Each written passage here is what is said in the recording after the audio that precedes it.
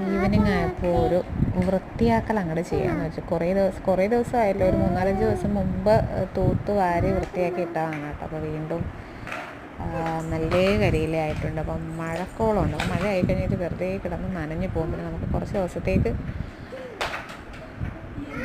വീണ്ടും പാടാണ്. മാത്രമല്ല 3 പ്ലാവ് ഇതിനടുത്തടുത്തായിട്ട് നിൽപ്പുണ്ട് കേട്ടോ. അപ്പോൾ അതിന് ചക്ക വീഴുന്നത് മാത്രമല്ല, ഇല നന്നായിട്ട് വീഴും. ഇല വീഴുമ്പോൾ നമുക്കൊരു വിഷമം തോന്നുന്നത് എന്താണെന്ന് വെച്ച് കഴിഞ്ഞാൽ, പഴുത്ത പ്ലാവിൽ വീഴുമ്പോൾ വീട്ടിൽ പണ്ട് ആടുണ്ടായിരുന്നു കേട്ടോ.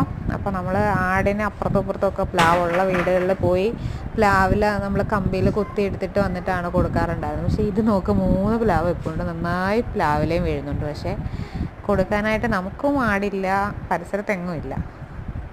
മോനാണെങ്കിൽ നല്ല പഴുത്ത പ്ലാവില കാണുമ്പോൾ പറക്കിക്കൊണ്ട് വന്ന് കാണിക്കും, അമ്മ നോക്ക് നമുക്ക് ആടുണ്ടായിരുന്നേ കൊടുക്കാമായിരുന്നു എന്നും പറഞ്ഞിട്ട് കേട്ടോ. അപ്പോൾ അതൊരു കാലം. അങ്ങനെ അതെല്ലാം തൂത്ത് കൂട്ടി തീ ഇടുന്നത് പറയുന്നൊരു സന്തോഷമുള്ള കാര്യമാണ്. അത്രയങ്ങ് ഒതുങ്ങുമല്ലോ.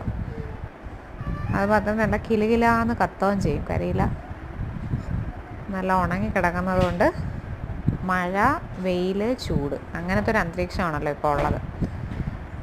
അപ്പോൾ നമ്മൾ പിന്നെ മാത്രമല്ല പ്ലാവെല്ലാം കൂടെ നിൽക്കുന്നതുകൊണ്ട് തന്നെ നല്ല പച്ചിറമ്പുണ്ട് താഴെ. അപ്പോൾ അതൊരു വഴിക്ക് പിന്നെ പിള്ളേരുടെ കൂടെ നിന്നിട്ട് വേണം ഇത് ഇത്രയും ചെയ്ത് തീർക്കാനായിട്ട്. പൂച്ചയൊക്കെ ആയി തുടങ്ങി. ഇനിയിപ്പോൾ അതെല്ലാം ക്ലീൻ ചെയ്യണം. അങ്ങനെ ഒരു ഈവനിങ് അങ്ങനെ ക്ലീനിങ്ങിന്